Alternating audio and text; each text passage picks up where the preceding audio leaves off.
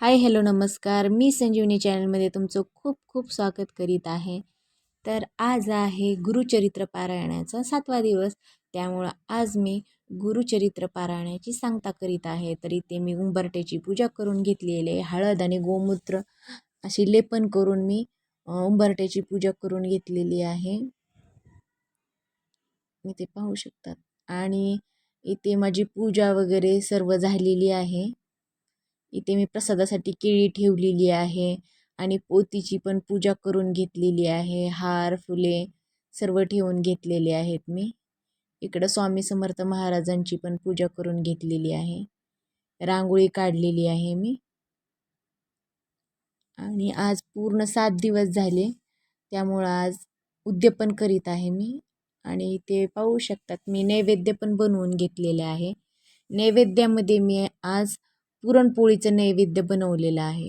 पुरणपोळी, भात आणि घेवड्याची भाजी. घेवड्याची भाजी आपल्याला बनवायचीच आहे, कारण ते दत्तगुरू महाराजांची आवडती भाजी आहे, त्यामुळं आपल्याला बनवायची आहे.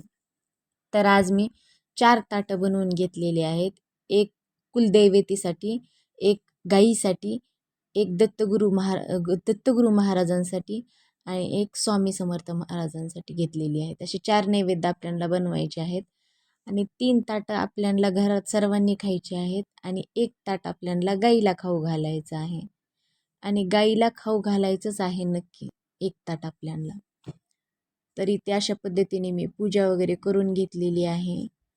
आणि खूप छान पद्धतीने माझे 7 दिवसाचे पारायण अगदी छान गेले. कुठलीही अडचण आली नाही आणि काहीच असं आलं नाही. खूप छान वाटलं. असं कळालं पण नाही आहे की मी गुरुचरित्राचं पारायण केलेलं आहे, असं कळालं पण नाही आहे मला. इतकं छान वाटत होतं. तरी ते मला आता आरती करून घ्यायची आहे. मी नैवेद्य वगैरे दाखवून घेतलेलं आहे सर्व. आणि मला सिदा देण्यासाठी मंदिरात पण जायचं आहे. ब्राह्मणाला सिदा द्यायचा आहे. आणि मग दर्शन करून आले दत्त महाराजांचे, मग नंतर मला उपवास सोडायचा आहे. तर इथे पाहू शकतात मी आरती करून घेते आता. तर आपल्या मनात कोणतीही मोठी इच्छा असू द्या, आपण जर हे व्रत मनापासून केले ना, तर नक्की आपली कोणतीही इच्छा असू द्या ते पूर्ण होणार म्हणजे होणार. फक्त आपल्याला गुरुचरित्र पारायण करताना थोडेसे नियम पाळावे लागतात.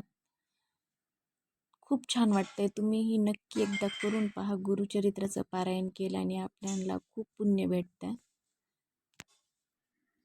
तर आजचा व्हिडिओ तुम्हाला कसा वाटला मला नक्की सांगा. आणि व्हिडिओ जर आवडला असेल तर नक्की व्हिडिओला लाईक करा, चॅनलला सबस्क्राईब करून घ्या आणि माझे व्हिडिओ पाहत राहा आणि बेल आयकॉनचं बटन दाबा.